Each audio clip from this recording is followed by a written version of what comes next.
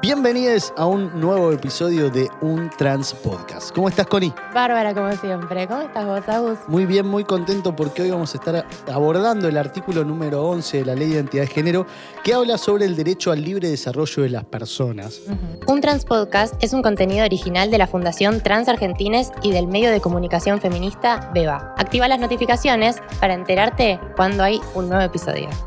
A mí me gusta ir al médico. ¿A vos te gusta? No, a mí no me gusta para nada. Mirá, No me gusta para nada. Soy muy amiga de los médicos. No me gusta para nada, pero siento porque a veces, obviamente nos nombraron con nuestros nombres anteriores, nos hicieron pasar unos episodios muy turbios a mí. Sí. Por ejemplo, una profesional me hizo pasar una situación muy fea en donde yo cambio de endocrinóloga por cuestiones de espacio, ¿no? De que me quedaba muy lejos y cuando voy...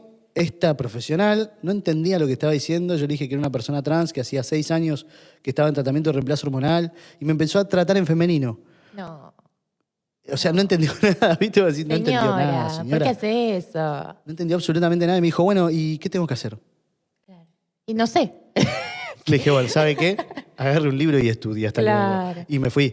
Pero como esa es un montón y eso hace que no quieras atenderte, ¿no? Total. Y eso venimos hoy a revertir un poco. Vamos a hablar de... Hay médiques que son muy amigables con la comunidad.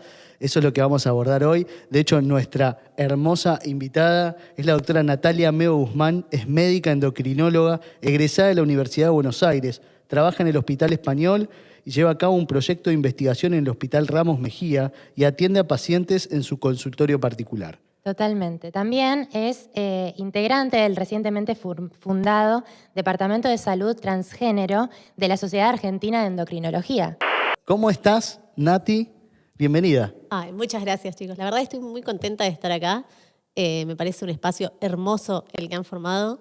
Y nada, la producción es impecable. impresionante Impecable. Hermoso. Muy lindo Hermoso todo trabajo. esto para Hola a todos. nosotros Para nosotros y para y ustedes. para ustedes. Por supuesto. Muy bien. ¿Podemos arrancar con la primera pregunta? Que yo ya estoy llena, tengo muchas ganas de preguntarte, pero yo lo dije antes, me encanta hablar con médicos. Es verdad. Así que ya quiero preguntar sobre qué es el sistema endocrino y por qué es tan importante. Perfecto. Es una excelente pregunta porque es algo que por ahí no se conoce demasiado. Y básicamente de lo que habla el sistema endocrino es la relación, es la producción de glándulas que generan hormonas y esas hormonas van a tener impacto en un montón de órganos, hasta incluso en nuestra mente, por lo cual es súper importante y tenemos un montón de glándulas, ¿no? Están desde la glándula tiroides, el páncreas, las gónadas, un montón. Las gónadas es básicamente ovario, testículo, ¿no? Porque por ahí uno habla mucho en Claro. términos, ¿Qué ¿no? es gónada? A mí me pasaba Claro, eso. ¿qué es Cuando gónada? se nombraba gónada, yo decía, ¿qué es gónada? Y de repente lo googleé y es como, eso. Cáncer. Claro, porque sí, Google siempre. dice Ay, siempre no, eso. Qué feo. No googleen nada en cuestiones No, médicas. no, Hay que vayan decirlo. al médico. Vayan Sí, al médico. sí, vayan a los médicos. Nati, la ley de identidad de género, una de las cuestiones que muy importantes que hace es la despatologización de las personas trans. ¿Cómo abordás desde tu experiencia y desde tu profesión esta despatologización y entender que este tratamiento no es un tratamiento para gente que está enferma? Porque viste que la palabra tratamiento ya la entendés como, bueno, hay que revertir algo que no está bien. Totalmente. ¿Cómo lo laburás? Es una gran pregunta, de hecho, porque hoy por hoy, por ejemplo, las obras sociales siguen insistiendo en esto de la patologización, básicamente.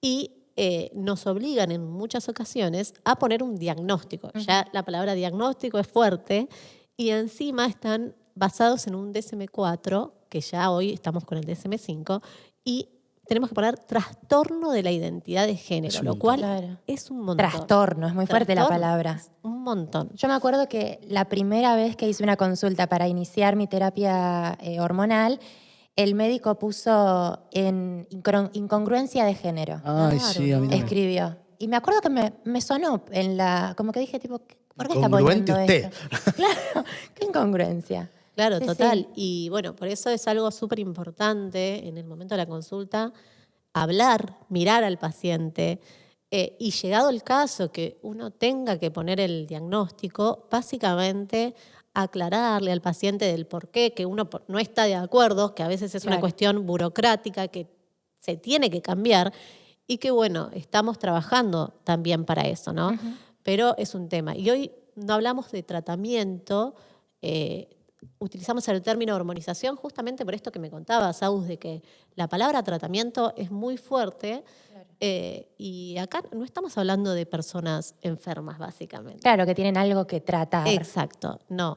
Y eso también es importante tenerlo en cuenta. Y después hay un montón de desconocimiento en el tema de abordaje al paciente trans uh-huh. y cuidar la salud integral del paciente trans. Básicamente, pensemos que se sancionó la ley en el 2012, en mayo del 2012, y recién la primer clase que hubo en el curso superior es básicamente las clases que nos dan a los especialistas que nos estamos por recibir de endocrinólogos. Claro. Y recién fue en el, si no me equivoco, 2016 o 2017, muchos años después, una clase sola. Qué difícil, ¿no? Difícil. Con una sola clase abordar Una sola clase. Tanta data. Claro, entonces pasa que, y estamos hablando de mi generación, pero tal vez generaciones anteriores ni una clase. Es lo que me pasó a mí con esta profesional, que era una persona bastante mayor, y por una cuestión de cercanía, mirá cómo qué importante que es para nosotros, las personas trans, encontrar un refugio también en la persona que va a cuidar nuestro cuerpo. Porque eso es lo que hacen también, cuidarnos de un montón de cosas y de tener una hormonización saludable, porque también hay que decirlo, digo, no se puede jugar con este tema de la hormonización porque vos bien lo dijiste, afecta a todas las partes del cuerpo y tiene que tener un seguimiento. Me pasó con esta doctora que cuando me dijo, ¿y qué tengo que hacer con vos? Me sentí tan desahuciado. Fue como, bueno, primero sea un poco más humana y disimule, porque no me diga eso, señora. Claro. Fue tremendo y me sentí tan mal. Y te digo, esto no fue hace mucho, habrá sido hace 3 años. No, y como digo, ¿no se siguen capacitando los profesionales en medicina?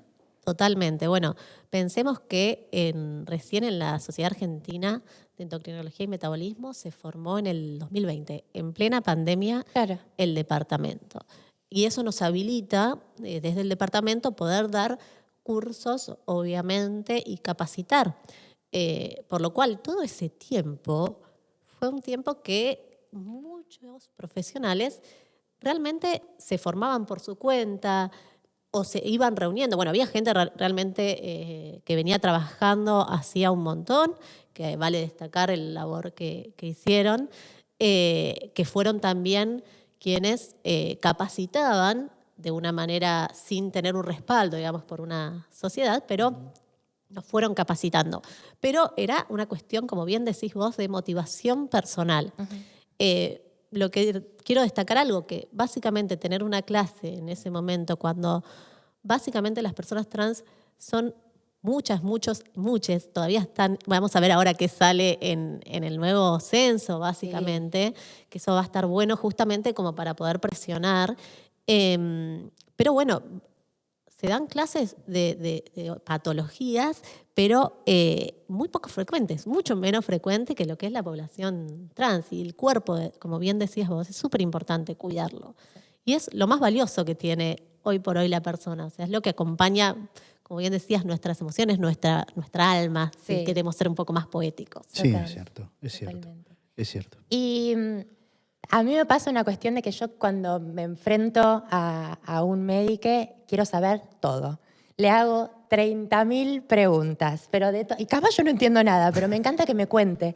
¿Cuáles son las preguntas más frecuentes que te hacen los pacientes trans cuando quieren iniciar una terapia hormonal? Bien, primero, como bien decíamos, la mayoría viene con mucho miedo, porque no saben con quién se van a encontrar.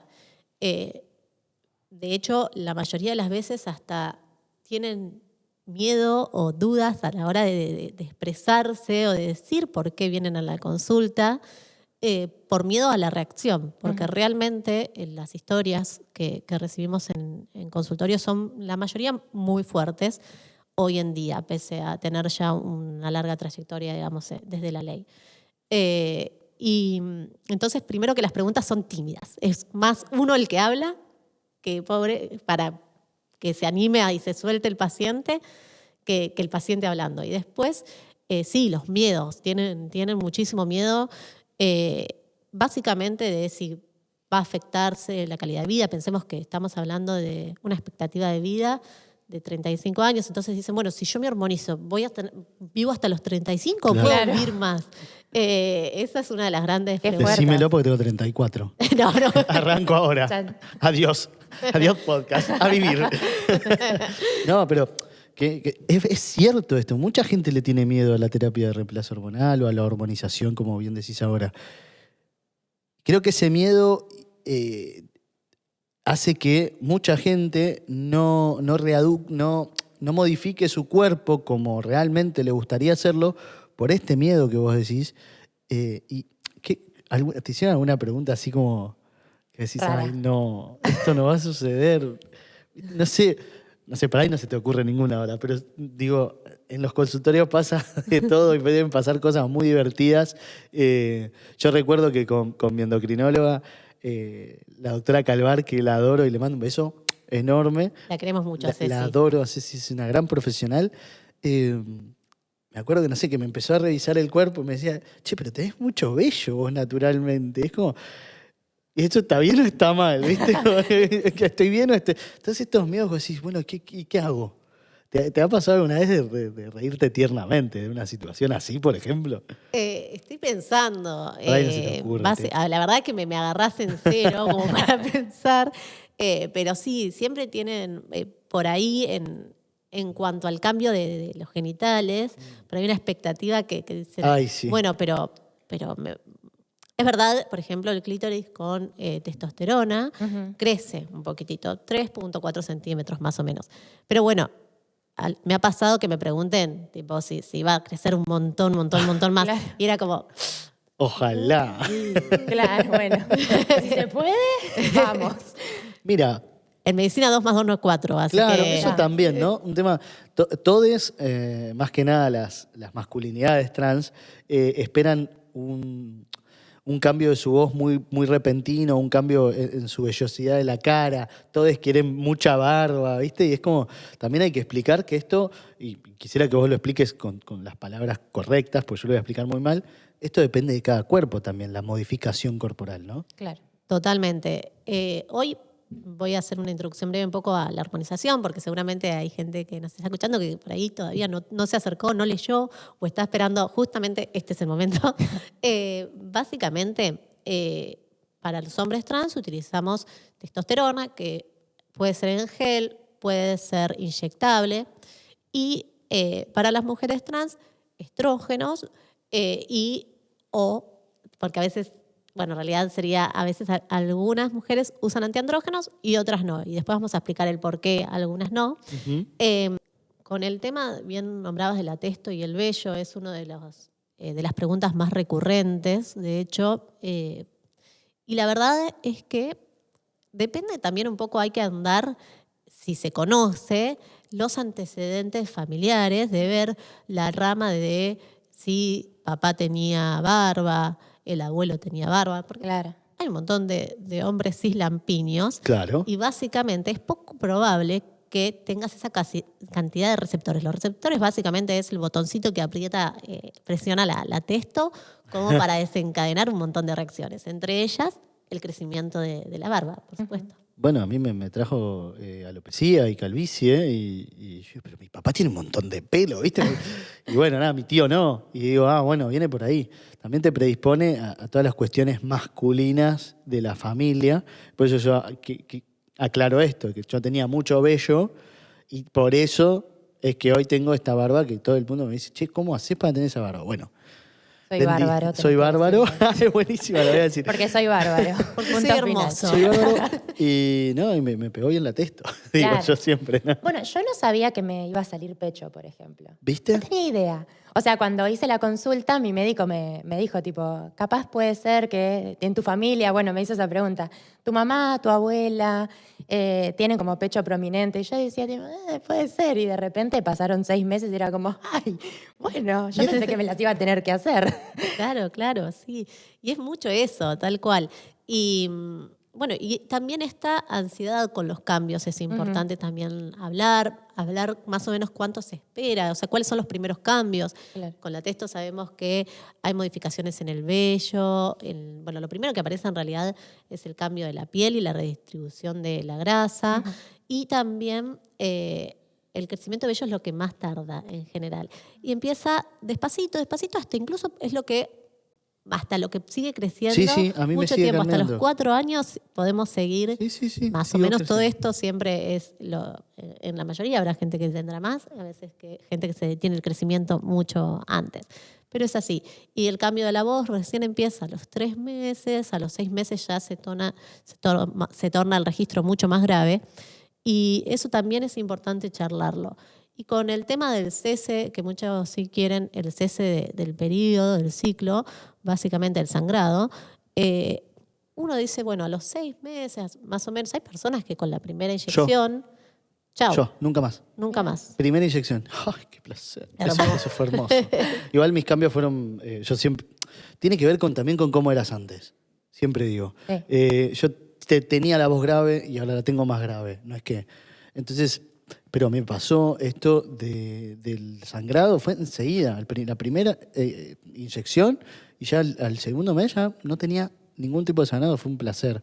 Pero sí empecé a sentir dolor en el clítoris, porque viste que se agranda, esta cuestión de que se agrande el pítoris, digamos, nosotros le decimos Me parece pítoris, muy bien. y nos encanta esa palabra que inventamos con Lauti.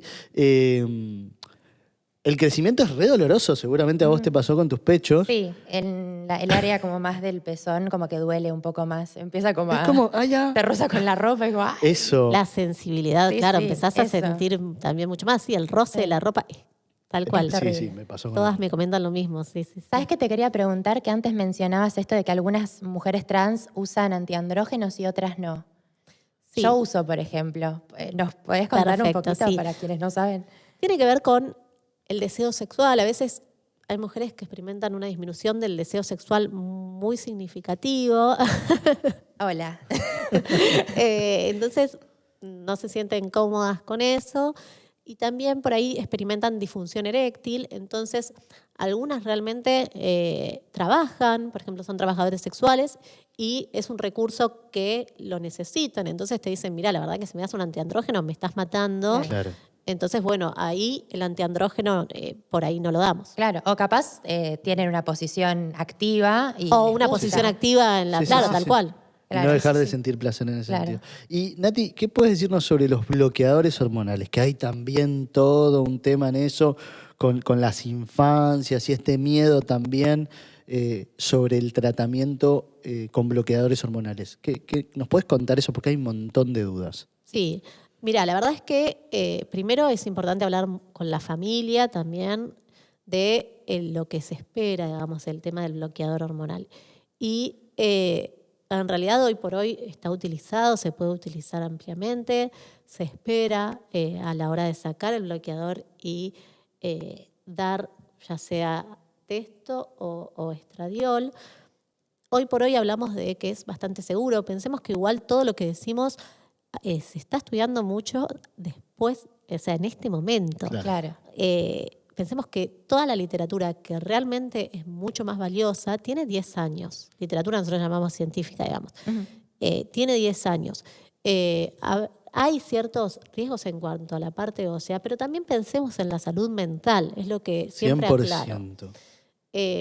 Porque eso es lo más serio. De hecho, si vamos a los estudios, los pacientes trans han tenido 6 veces más víctimas de abuso o acoso, de bullying. Entonces estamos hablando de que si hay una persona que por ahí, por no darle un bloqueador, realmente termina sufriendo hostigamiento, estamos llevando a una persona a una salud mental muy pobre. Y eso es algo que siempre nosotros recalcamos. De hecho, se vio que con la hormonización o con los bloqueadores mejora justamente todo lo que es depresión y ansiedad. Entonces, eso es importante también tenerlo en cuenta. Súper importante. Yo siempre pienso que feliz hubiera sido de haber podido tener acceso a los bloqueadores. Yo siento que la medicina nos está ayudando a ganar tiempo de vida saludable. Total. En todo sentido, en el sentido también de la salud mental, como bien decís, y lo aplaudo y lo celebro muchísimo, y aplaudo y celebro muchísimo también tu laburo, porque como vos decías antes, todo esto yo siento que es mérito de los profesionales que hoy se preocupan por ser inclusivos o inclusivas y atender a la comunidad trans, porque si no, vos tranquilamente podrías no hacerlo o no haber estudiado sobre el tema y hacer como hacen muchas otras profesionales y no tener este cariño profundo que le tenés a la comunidad, que se ve y se traslada. Por eso, cuando Lauti te invitó, sabíamos que ibas a decir que sí inmediatamente por tu compromiso. Y digo, vos, a la comunidad médica, ¿qué pensás que necesitan para implementar efectivamente la ley de identidad de género? Tus colegas, si tendrías un momento para hablarle a tus colegas, ¿qué les dirías? Primero, el tema de pensar que la comunidad médica está exenta de lo social, la verdad es que no es así. Hoy por hoy sigue habiendo prejuicios dentro de la comunidad médica y lo importante para mí es primero darse el espacio de acercamiento a las personas trans, ¿no? Porque muchas personas simplemente... Yo no voy a tratar personas trans, porque me ha pasado escucharlo, literal. O sea, yo no trato personas trans, eso te lo derivo a vos, como si fuera algo, no sé. Y yo creo que tiene que ver con el desconocimiento. Entonces, lo primero es acercarse, conocer a las personas, charlar con las personas en general. Eso es lo primero para mí que hay que hacer. Y después, obviamente, formarse, acercarse a las personas que tienen trayectoria. Como bien vos nombraste, Cecilia Calvar es una de ellas. Patricia San Martín, también le mando. La doctora un Mondillo, saludo. quiero nombrar, que ahora Anaí, es. la queremos Ahora un me montón. trata Ana a mí, también es una genia y está súper comprometida. Pero mirá Total. cómo son tan pocas, y por lo general, lo voy a decir, en femenino, son tan pocas que nos acordamos de todos los nombres. Sí, sí, sí. Pensalo. Hay un par de. No, vos de seguro hombres. en tu. Mientras Vas a que saber no, más bárbaro. nombres. Sí, sí, está Señor Uriel bárbaro, le Pragier, mando un está ¿Quién es? Pablo Noblovitz. Ah, Pablo, sí, sí. Pablo también. Bueno, Pablo empezó, fue uno de los pioneros. Bueno, pero mirá cómo nos sabemos los nombres porque Total. es una comunidad Y Lucas. también. Es una comunidad. Digo, ¿qué le dirían a todos los demás que dicen esto? De, no, yo a personas trans no atiendo. ¿Dónde queda la ética profesional ahí? Bueno, eso es una gran pregunta que me encantaría preguntárselos Obvio. directamente. Básicamente, lo que nosotros en el juramento lo primero que decimos es primero no dañar. Y básicamente el no dañar significa esto mismo, por lo menos formarte.